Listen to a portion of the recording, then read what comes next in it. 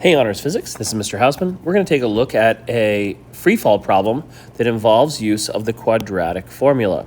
The quadratic formula is, of course, a formula that's used for solving for, basically, equations that look like this.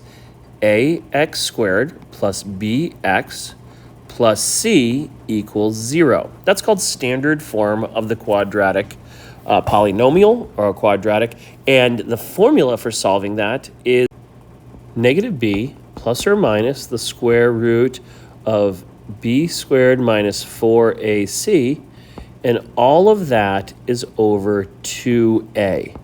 So it can be done by hand, although it is very tough to do, and those will solve for x in that formula. So let's go ahead and see how that relates to some physics that we are learning about. So there's a helicopter. Let's draw a little old-fashioned style helicopter. It has its skids on it, and there's some propellers up here. And there's a tail, but we'll ignore the tail. Now, a person who's going for a flight, and there we go. They're at the controls. Well, their helmet slips off. This is an open-windowed helicopter, but the helicopter was ascending at the time of the fall. So the helicopter is moving up at 5.5 meters per second. That's at the exact moment that the helmet falls off. So what the helmet does is it's still moving upward. And then, right, because it had an upward initial velocity, then the helmet falls back down to the ground, and it starts building up speed according to gravity. It's slowed down. And so what we know is that the helmet's initial velocity was also positive 5.5 meters per second. The acceleration once it left the person's head was negative 9.8 meters per second squared. And the delta y, how far did the helmet travel? Well, from here to here, that is to say from the moment it left the person's head until it hit the ground, assuming it was in free fall the whole time, you only have to worry about the displacement from y initial to y final. And it is, of course, negative 105 meters. It falls downward. And if you're trying to find the time it takes to get to the ground, the quickest way to do that is delta y equals VIT plus 1/2 AT squared. And we would plug in negative 105 meters equals 5.5 meters per second times t plus 1/2 of negative 9.8 times t squared. And that probably starts to make you realize it's going to get a little messy in here. We're going to need to use the quadratic formula. So before we use the quadratic formula, we have to rearrange this to become standard form. So I'm going to do a few steps at the same time. Like, for example, the number of times that I've multiplied 9.8 times 1/2 is probably a very large number. So I just know that. So let's see if we can rearrange. So I'm going to make it be 0 on the left side because almost everything is already on the right. We just have to isolate everything to one side. So my A coefficient is negative 4.9 t squared plus 5.5 meters per second t. Now when the 105 comes across, it comes across as positive 105 meters. And now we have an A, we have a B, and we have a C. And you can certainly set up your quadratic formula, negative b plus or minus b squared minus 4ac all over 2a. And that equals your t value. And I welcome you to try that by hand. You have to solve it twice. And one answer is going to come out positive and one answer is going to come out negative. Not always, but in this case it does.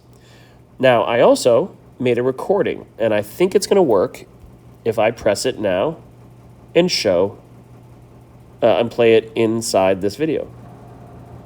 Here's a video on how to do the quadratic formula using your graphing calculator. So built into your graphing calculator are some apps. These apps are for doing a lot of different things, but one of them is for simultaneous equation solving and for polynomial root solving. So we're going to pick option 9. And when you do a quadratic formula, you are solving for the roots, or the two possible answers of a squared equation, right? T squared means there's going to be two possible roots. So let's pick number 1. Okay? You have to tell it how many roots you're expecting. If you have a squared for the highest order exponent, you keep it at 2. During this year, you will never change it. We're going to be using only quadratics. And all the other choices make sense. So let's hit next. Now, if you're in the helicopter problem, you may have already discovered that my A value is negative 4.9. So you type it in here, you hit enter, and now it's put it into the equation. Now you have to use the cursor to move over and put in B. Sorry for that. That must be very loud. And B is 5.5. That was the initial velocity of the helmet. And then you go over to C, and it's 105, and it's positive. I'm so sorry. You get two possible answers. Negative 4.1, positive 5.2. The negative answer doesn't make sense, so the correct answer for what is the time for the helmet to hit the ground is 5.2 seconds. So let's keep going. Let's do part B now. Thanks for watching that. There's part A, and here's our answer to part A. Part B is what is the velocity when it hits? And there's actually more than one equation you could use. I think the easiest one will be the first equation on our equation card. V final equals 5.5 meters per second positive plus negative 9.8. And now we're going to use the 5.2 seconds. Now you may have noticed that it was 5.22 seconds on the calculator screen. I'm not going to show this work, but I bet you can do it. 5.5. Sorry about that. 5.5 plus parentheses, negative 9.8 times 5.22, close parentheses. And I get a final velocity, V final, of negative 45.7 meters per second. So it makes sense that it's negative because it's downward, and the equation came out. Proved it all right.